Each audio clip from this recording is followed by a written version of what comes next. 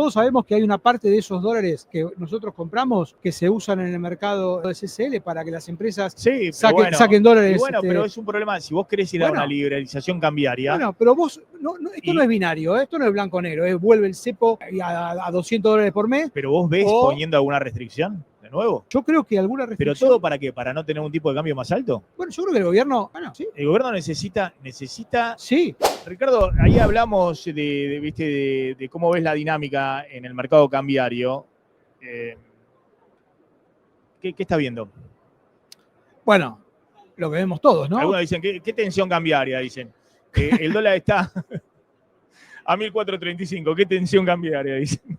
Bueno, cerró a 1.350 hace 2 días, ¿no?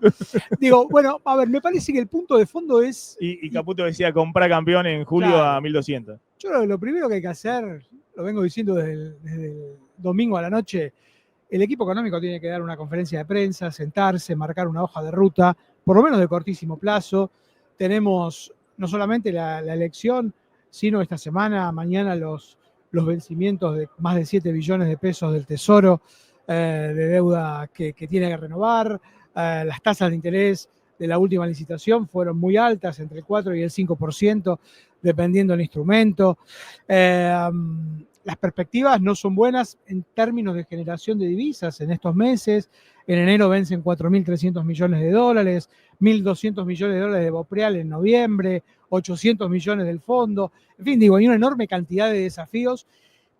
Y yo veo un equipo económico mudo. ¿Cuánto tenés de vencimiento de acá? Bueno, computando los 4.300 de enero, casi 7.000 millones de dólares. Para el de enero. Con el de enero con incluido. El de enero, pero ahora... De acá. No, bueno, ahora tenés muy poco en septiembre y octubre y tenés 2.000 millones, 800, un poquito más, 800 y 1.200 de Bopreal, 800 del fondo, 1.200 de Bopreal en noviembre. O sea, inmediatamente después de las elecciones. Digo, a ver, ¿por qué el riesgo está en 1.100? Bueno, básicamente por eso. ¿Por qué el riesgo estaba en enero en 500? Bueno, porque se creía que el gobierno podía comprar los dólares que hacían falta para pagar los vencimientos. Ahora la pared de vencimientos se acerca y la situación en términos de acumulación de dólares o de reservas es complicada. A ver, ahí te hago una pregunta, ¿no? Que el ancla para el gobierno, por lo menos lo que decía Caputo y obviamente lo que decía Milei todo el tiempo, el empate técnico, ¿no? Ese era el ancla. Sí. Era el ancla, un ancla que mucho no anclaba, ¿viste? Porque estuvimos con una situación del dólar subiendo, las tasas. Cuando vos, alguno me dice, che, ¿qué tensión cambiaria? ¿Qué corrida cambiaria? Che, estás con la tasa en el 80, claro. La inflación proyectada en el 21, claro. No tuviste ni en la corrida de Macri una tasa real de 50 puntos. Nunca en las últimas 3 décadas, de principio de los 90. Niveles, exactamente. Entonces me dicen, che, finales de la Montenegro, ¿qué corrida cambiaria? Ah, bueno, bárbaro. Poné la tasa 10 puntos arriba de la inflación, que sería una tasa real alta, a ver dónde está el tipo de cambio. ¿Entendés? Sumo, pero hay cepo además. Para el cepo a las privado, empresas. Bueno, no es menor. ¿Qué corrida cambiaria? ¿Qué tensión cambiaria? No hay ninguna tensión. Yo lo que digo es, a ver, pues también hay que mantenerse con equilibrio permanente frente a toda la sarta de ridiculeces, extravagancias, cosas estrafalarias que ha dicho el equipo económico en los últimos meses, ¿no? Entonces nosotros somos equilibrados, tratamos de mostrar las cosas, bueno, decir, bueno, es atendible, tenés un problema de inflación, tenés que corregir tipo de cambio real, vas a una flotación, es cierto que en Argentina las flotaciones siempre tienen su riesgo. Ahora, después, por suerte se han quedado callados en lo mejor que podían haber hecho, hasta que tengan en claro la estrategia, es quedarse callados. Ahora, vuelvo a ese punto. El ancla era tu triunfo político. Tengo la tasa en el 80 porque tienen miedo de que ganen los Cuca y son todos unos boludos porque no ven que estamos arrasando políticamente y la verdad que vamos a aplastarlos a los Cuca. Le vamos a poner el 7 de septiembre el último cajón, el último clavo al cajón del kirchnerismo. Y todo el mercado no la ve, pues está desanclado políticamente esto, ¿no? No entienden que estamos haciendo una revolución, que la gente nos está acompañando, que hay un cambio cultural. Bueno, el ancla política ahora no está.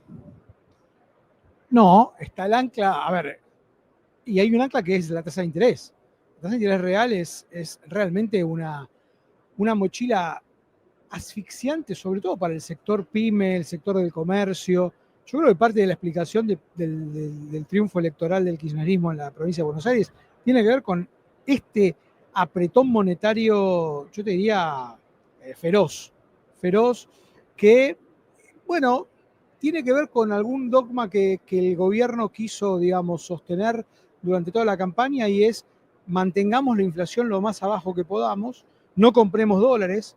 Se creía, asumo que ahora ya no, se creía que el sector privado iba a vender los dólares. Acordémonos de estos proyectos, bueno, que están en el Congreso todavía, durmiendo el sueño. Otra de los las justos. extravagancias que Bueno, los argentinos iban a sacar en el año electoral los dólares para financiar, para hacer la para compra, financiar gasto corriente, sí. una cosa insólita.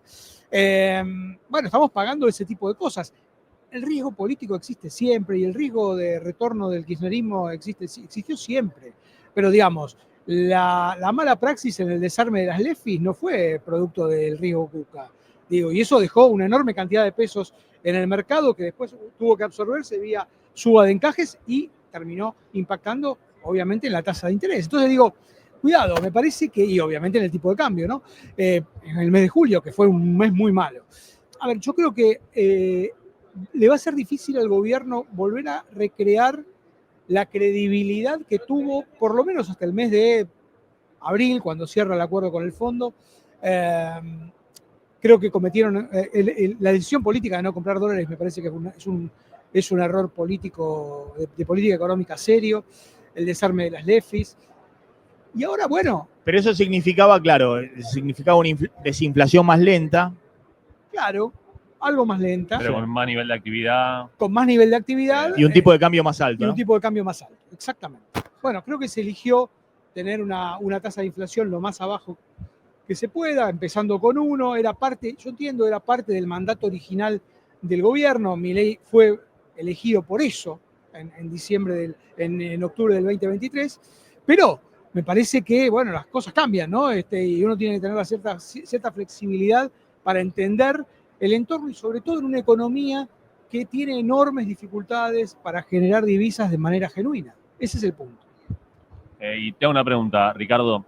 Suponiendo que el gobierno finalmente decida alinear el diagnóstico con este tema de la acumulación de dólares, es decir, bueno, sí, está bien.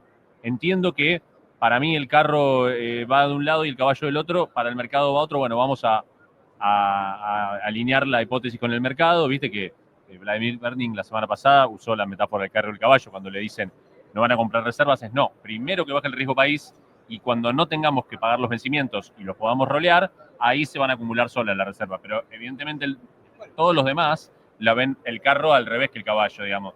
Primero tenés que comprar los dólares y después lo otro. Pero suponiendo que el gobierno dijera, bueno, la pifiamos en esto, queremos cambiar. Justo ahora no vas a poder comprar dólares. ¿A vos se te ocurre alguna ingeniería político-financiera que pueda hacer el gobierno para dar la señal de que ahora va a ir por el camino de la acumulación, aunque ahora no lo va a poder hacer por las elecciones? Yo te diría, por eso, creo que en los próximos 45 días, hasta el 26 de octubre, no va a haber ningún cambio. El gobierno va a tratar de aferrarse al mástil de este barco que se está moviendo de manera significativa, pero básicamente tratar de sostener el tipo de cambio lo más fijo que se pueda, lo más abajo que se pueda. El cimbronazo va a ser difícil ahora que perfore los 1.400, pero supongamos que lo mantienen en los niveles actuales para justamente no acelerar la tasa de inflación y dar cierta expectativa de control de la situación, que es lo que debe dar, ¿no? Me parece. Ahora, se acerca después, llega noviembre, se acerca enero. Entonces, la pregunta es, con 1.100 de riesgo, ¿cómo vas a rolear? No. Bueno, esa es la pregunta del millón. Pero perdóname, y el otro tema, que lo que planteaba Rapetti, ¿hay certeza ahora? Monzó decía, bueno, la elección del 26 de octubre es distinta, porque no es una elección, bueno, por todo lo que saben, no son de los intendentes, otra cosa distinta. Pero bueno, las que te daban, por ejemplo, Aurelio te daba 6, 7 puntos arriba, todavía Milei en octubre, pero es la misma encuesta que te daba 2% abajo en provincia de Buenos Aires y salió 14 puntos abajo.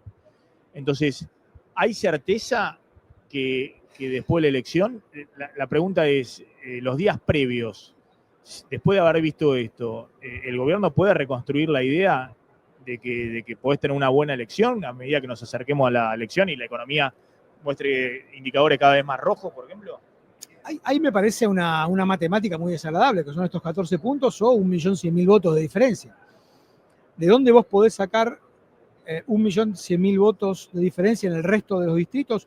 O suponete que sea un poco menos, pero no creo que sea demasiado menos en la diferencia en la provincia en octubre. ¿De dónde pueden salir esos votos en el resto de los distritos? Digo, va a ser difícil que Córdoba aporte. Hay datos de Córdoba que no son demasiado alentadores. Córdoba es una provincia que está teniendo una evolución económica complicada, el desempleo está aumentando fuerte, el complejo automotriz, toda la metalmecánica en Santa Fe. En fin, digo, hay una enorme cantidad de sectores productivos que no tienen la magnitud, obviamente, en términos de volumen que tiene la provincia de Buenos Aires, el cordón industrial de la provincia de Buenos Aires o el campo de la provincia de Buenos Aires, pero que sumados, pueden hacer un daño, no te digo similar, pero de vuelta. Lo que yo no veo es que con esta política el gobierno logre en estos 45 días recomponer la actividad económica de modo tal de hacerle sentir en el bolsillo del votante una situación distinta a la que sintió el bonaerense el domingo pasado. Ergo, me parece que va a ser difícil para el gobierno, que el escenario de Buenos Aires se va a replicar, no lo sé, pero que no le va a ser tan fácil como parecía hasta hace 15 días atrás ganar la general al gobierno, eso me parece que es así también. Y para vos las bandas siguen, porque digo, el gobierno, el ministro Luis Caputo, el presidente Javier Milei, todos dicen esquema cambiario sigue igual, pero no sé, sale la consultora 1816 y dice con $1.000 millones que tenés en el tesoro y tenés algunos pagos que hacer, como vos bien decías, al FMI, etcétera, y no tenés tanto poder de fuego. Después el Banco Central tiene un montón de dólares que son de prestados, son del fondo, son de multilaterales. ¿Cómo es el tema de las bandas cambiarias? Yo creo que no va a haber ningún cambio hasta el 26 de octubre. Yo no veo, digamos, que haya ni siquiera espacio político. No creo que el equipo económico tenga la espalda suficiente para cambiar las reglas de juego. De hecho, vos fijate lo que pasó. El tuit de Kirchner anunciando la intervención adentro de la banda, que es una manera de decir voy a vender dólares adentro de la banda, fue mal tomado por el mercado. Cayeron 3-4% de los bonos de ese día. Ese mismo día. Entonces, digo, a ver, un viejo economista, profesor mío, cuando estudiaba, me decía, las reservas están para no tocarse, las reservas están para mirarse. Si las reservas están por la duda, para que te vean que vos tenés suficientes armas. Si vos las empezás a usar, y en un contexto, insisto, en donde la política no ordena, y yo creo que la política es un activo central de cualquier política económica exitosa, vos no tenés política ordenada, vas a tener muchas dificultades para ordenar la política económica. Pero entonces, perdón, vos decís, las bandas siguen por lo menos hasta las elecciones. En el caso de que te clavaras con el dólar en 1.470, ¿te imaginás todos los días al Banco Central saliendo a vender? Bueno, esa es parte de la regla de juego que se fijó. Ahora, también es cierto que un mes atrás decían no vamos a vender adentro de la banda o no vamos a intervenir adentro de la banda, y un tuit de hace una semana dijeron que sí. Digo, hay mucho cambio y mucha discrecionalidad que no le hace bien al... Iba a comprar en algún momento y terminó. El Tesoro iba a comprar solamente dentro de la banda y terminó vendiendo. Exactamente. Ahora, hay un dato que no me quise escapar de tu pregunta, digo, pero ¿de dónde pueden sacar dólares? Hay un fenómeno que me parece que tiene que ver con lo que los economistas llamamos la formación de activos externos, que está en niveles máximos. En julio, 1.300.000 argentinos compramos dólares, o gastamos dólares, o usamos tarjeta pagando en dólares. 5.000 millones de dólares es el 80% de las importaciones de un mes normal. En una economía que tiene enormes dificultades para generar dólares, ¿está bien ese tipo de decisión de libertad económica? Bueno, esa es la pregunta, ¿no? Sí, pero no tiene marcha atrás el gobierno. Políticamente. No tiene marcha atrás. Todos sabemos que hay una parte de esos dólares que nosotros compramos que se usan en el mercado de CCL para que las empresas saquen dólares. Bueno, pero es un problema. Si vos querés ir a una liberalización cambiaria. Bueno, pero vos, esto no es binario, Esto no es blanco-negro, vuelve el cepo a $200 por mes. Pero vos ves poniendo alguna restricción de nuevo. Yo creo que alguna restricción... ¿Pero todo para qué? ¿Para no tener un tipo de cambio más alto? Bueno, yo creo que el gobierno, Sí. El gobierno necesita Sí, que ingresen, necesita primero bajar el riesgo país para poder refinanciar y una reestructuración de la deuda. exactamente. Ahora, si... Hoy estamos pasa- más lejos de Claro. ese escenario que antes. Claro, Hoy estamos más lejos. estamos más lejos de ese escenario. Más lejos de ese escenario, por supuesto. Tiene fondos del FMI para pagar vencimientos de deuda el año que viene, en enero, ¿no? Sí, Te usás todos los fondos del FMI y te quedás sin nada. Pero tenés que ir a otro esquema, tenés que ir a un tipo de cambio flotante, comprar dólares. totalmente. Pero las Un bandas tipo de ¿con qué las cambio- defendés? Si usás esos No, dólares para- sin banda, sin nada. No. Sin banda. Viste que Milei retuiteó lo que decía Antonio Aracre, ¿viste? Es momento de soltar el dólar, liberar. Lo retuiteó. Este momento yo no lo veo, Este no creo que momento lo no. hagan. Estás en el máximo, bueno, pero No creo que lo hagan. estás en la A máxima ver. debilidad. Ahora, En debilidad no puedes tomar cambio, No, no puedes tenés que tratar de mantener el equipo Sí. perdiendo lo menos posible, a eso voy. Si vos querés cambiar el equipo, cambiar de esquema, cuando no tenés fuerza, digamos, política, es muy ahora difícil. la peor señal, como vos decís, es vender dólares, ¿no? Yo creo que Eso sí. dice, che, pasó 2 días, no pasa nada. Está, Bueno, eh, ayer el mercado corrigió, digamos, en principio. no, está bien. No, pero por eso, la semana pasada vendiste 500 palos para Sí. que no se vaya arriba de 1400. Ahora estás arriba de 1400. Sí. Y faltan 6 semanas y media. Entonces, vos decís, el peor escenario es el Banco Central vendiendo dólares en el techo de la banda. Yo creo que es el peor escenario, sí, claro. Ahora, tal vez estén esperando a una definición política de reorganización del gobierno para, a partir de eso, anunciar alguna medida. Yo creo que hay que ordenar la Digo, política. A ver, La banda en este nivel, todavía más la banda el en este problema. nivel, ¿tiene sentido defenderla en este nivel? La banda, por ejemplo, que la banda vaya, No, desde abril la banda va al 1% mensual Bueno, y la depende. inflación va al 2% mensual.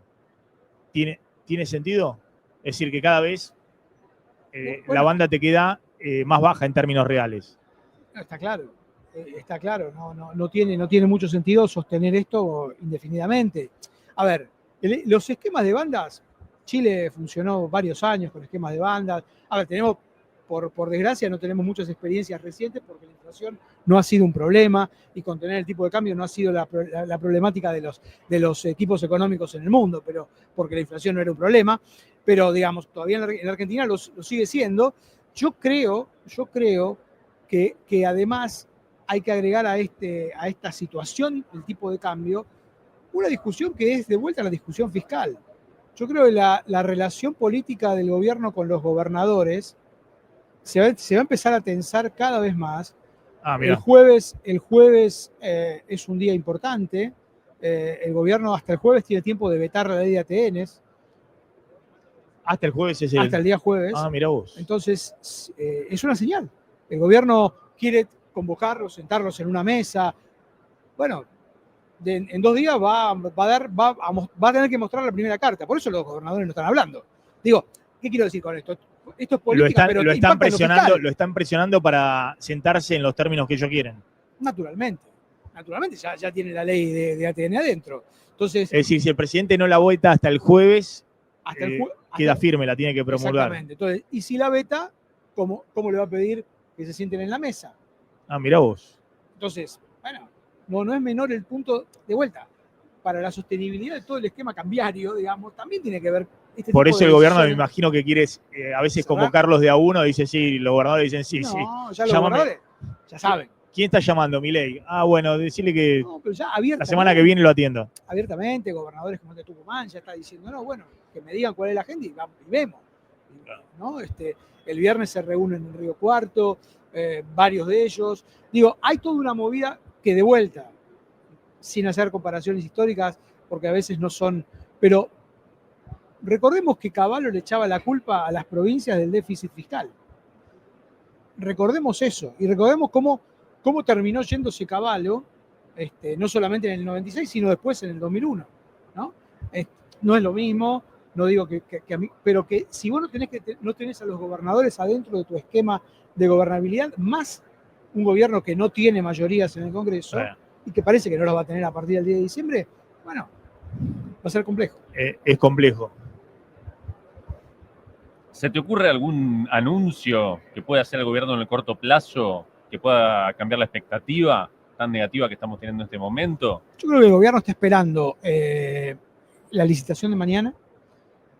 Ver, el mejor escenario es tratar de rolear lo más que se pueda a una tasa no muy lejana de la que fue la última licitación. De hecho, vos fijate que mañana están licitando 2 bonos dólar link a octubre y a diciembre, lo cual también está indicando, a mi juicio, que se les está acabando el poder de fuego, ya no solo en la discusión del spot, sino en el mercado de futuros, que sabemos que es de 9.000 millones de dólares entre los dos mercados, de 4 y 5 mil millones, en el BIMA y el ROFEX. Bueno, parece ser que ya estamos bastante cerca y el gobierno quiere seguir teniendo, digamos, instrumentos dolarizados para sostener el tipo de cambio futuro y sostener expectativas. Entonces digo, creo que lo de mañana va a ser un hecho relevante, sobre todo para balizar las próximas semanas antes de las elecciones. Mira, ahí están todos poniendo 2 informaciones a esta hora. Una, que Milei cancela su viaje a España, donde iba a un acto de Vox, me imagino, de la ultraderecha, y que se queda para ver todo el tema. Lógico, ¿no? Imagínate que vaya a predicar en el mundo el acto de la ultraderecha, que acá no te arma con nadie, digamos, ni siquiera son enemigos hasta del propio macrismo. Entonces, no lográs armar políticamente con nadie. Y la otra es, los gobernadores condicionan el diálogo con Milei a que no vete la ley que le da más fondos a las provincias. Aún no hubo contacto. Bueno, lo que decía recién Ricardo Delgado, le están diciendo, bueno, ahora cambió la partida. Exacto. Antes que nos humillaba, que iba, que... Un poco como lo que hizo Kicillof. Espero que ahora me llame él a mí, como subiéndose Claro. a esa, ¿no? Es que, bueno, como todo en la vida, digamos. Pero ¿no? Kicillof es adversario natural de Milei. De todas maneras estuvo bastante medido, ¿no? Acá estamos hablando de gobernadores que iban y se reunían con el presidente, se sacaban fotos con los ministros, que le daban los... Firmaban acuerdos. Como dice Monzó, el gobierno tenía el año pasado 160 votos en diputados, que le permitieron aprobar distintas leyes, ley bases y otras. Hoy está defendiendo un tercio del 81-82 votos. Está defendiendo para poder defender para los vetos. vetar, claro. En el medio dinamitó su relación. Me contaba el caso de este radical con peluca, ¿cómo se llamaba? Que fue muy famoso, que fue uno de los 5 radicales, viste, Campero, que fue y que era una cosa vergonzosa, que fue, viste, con Milei, no sé, a comer milanesa, y que ahora está haciendo unas críticas durísimas contra el gobierno, durísimas. Entonces ahora salen todos a decir, bueno, no nos metiste en la lista, nos humillaste, vamos por todo. Yo te digo, cuando uno habla con inversores, con fondos de afuera, desde hace ya, te diría, 2 meses atrás, la política forma parte de las preocupaciones centrales, de cómo el gobierno, ya no solo el riesgo cuca, en términos peyorativos, sino también el riesgo de que el gobierno tenga la suficiente flexibilidad para cambiar y para empezar a abrir, porque la matemática te puede gustar o no, pero es la matemática. Si no tenés los números en el Congreso para vetar, no los tenés. Y las reformas estructurales que se piden de afuera y que son necesarias, obviamente, para empezar a consolidar el proceso de estabilización de manera más consistente, no van a poder llegar, porque se necesita el Congreso. Entonces, me parece que yo creo que es una buena, a ver, dentro de toda esta discusión, creo que es una buena señal, no solamente esta que vos decías, que el presidente se quede en la Argentina, sino que por primera vez se diga, esperemos que así sea, que va a presidir esta mesa política. Porque el presidente hasta ahora era un macroeconomista sentado en el sillón de Rivadavia. La política la hacían otros. Él dice que él no sabe nada de ese tema y que se lo deja a los que sí saben. Bueno, pero vos sos el presidente de la nación. El presidente de la nación es básicamente la principal figura de la política de cualquier país del mundo.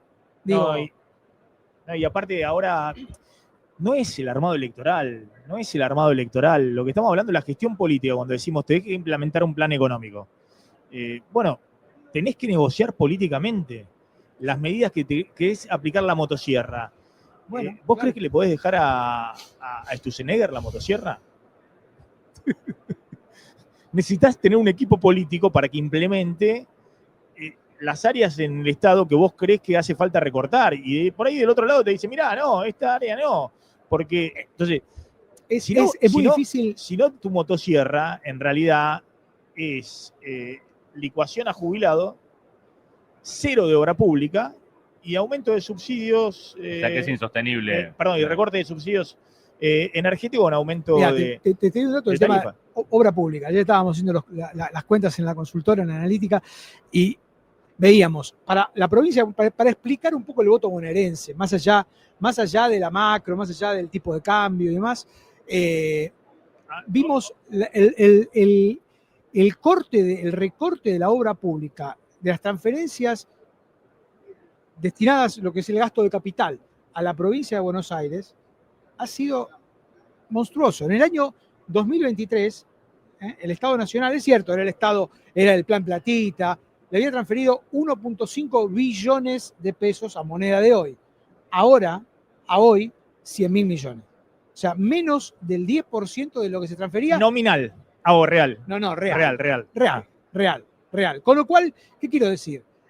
Es imposible no tener obra pública, es imposible. Estas son las discusiones que hay que tener hacia adelante. ¿Cómo sostenemos el equilibrio fiscal en el cual estamos todos de acuerdo con este tipo de inconsistencias, con esta calidad de la Es infraestructura? muy impresionante el informe que hizo Analítica nosotros, la consultora de Delgado, sobre el tema obra pública, porque el recorte es así.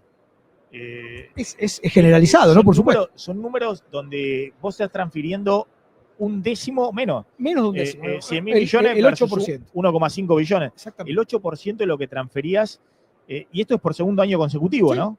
Por segundo año consecutivo, por Es decir, 2024. 2025. Entonces, y después salen en las redes diciendo que el conurbano, que no tienen agua que potable. cloaca, claro, y que Ahora, quieren vivir en ahora, esa es una concesión nacional, obviamente. ¿o no? Es AISA. por Es supuesto. AISA. Claro. Entonces, no se entiende. Por ahí no se no saben entiende. eso. Y no, Sí, sí. no, por ahí no lo No, saben, por ahí Y no lo las saben. principales agarran y rutas, dicen, no, y las porque principales rutas de la provincia le donde gusta- pasa la producción son nacionales. le gusta La ruta 5, gusta la ruta cagar, 3, una la cosa ruta 8, la despectiva ruta 7. respecto al votante, que antes te apoyó y que ahora. Ojo lo que le pasó, lo decía también Monzó, pero se ven los números. Lo decía el intendente de Chivilcoy, ¿cómo se llama? El que era comisario. El ex intendente, uno que es independiente, creo que fue con Somos, que es un distrito netamente rural, Chivilcoy. Ahí ganó el peronismo. Sí. Ganó en Pergamino el peronismo, ganó en Tandil. Bueno, que son distritos muy rurales. Totalmente. ¿Pero por qué? Porque no fue a votar el votante del PRO, el votante de Juntos por el Cambio, anti-kirchnerista, pero que dijo, no voy a votarlo a este porque... Le dijeron ñoños republicanos a esos. Sí, pero no Son solamente ñoños Claro. republicanos. Pero no solamente pero aparte eso. no le dan caminos rurales, no le dan Eso. infraestructura. Eso. El problema, y además los precios internacionales de la soja en particular, esa es la zona sojera por antonomasia, no están en los mejores niveles. No, y los tuviste, y los costos en y dólares los tuviste, le subieron. dijiste de todo, le bajaste, después le subiste, después le volviste a bajar porque no. Entonces, yo creo que el gobierno ha desatendido, esa es la gestión política. Esa que no lo puede hacer un ministro de Economía. Es decir, tiene que estar el ministro de Economía con el ministro de Interior, con el jefe de gabinete. Sí, con el presidente. Un secretario de la producción. No hay secretaría PYME. Se cerró la secretaría PYME. Sí. Digo, a ver, de vuelta, yo tiendo a pensar a veces que los gobiernos no se suicidan, que Milei ha sido muy pragmático en lo económico, no ha salido del cepo el primer día como muchos de los ñoños republicanos reclamaban del liberalismo, pero me parece que al final del camino sigue teniendo la idea de que si él ajusta el Estado, si él logra superávit en el Estado, bueno, el sector privado decidirá a dónde alocar recursos, a dónde asignar, y que eso se va a dar normalmente y que en el medio, bueno, pasarán las cosas que tengan que pasar. Pero me parece que la vida así no funciona. De hecho, claramente no está funcionando porque vos para lograr eso necesitas ganar elecciones, digamos. Y en el medio, en ese discurso, los que se salvan son los que tienen algún poder de lobby, como las dos empresas de Tierra del Fuego, donde le hacen algún traje de medida más allá del discurso, ¿no? Entonces, así es. Pero bueno,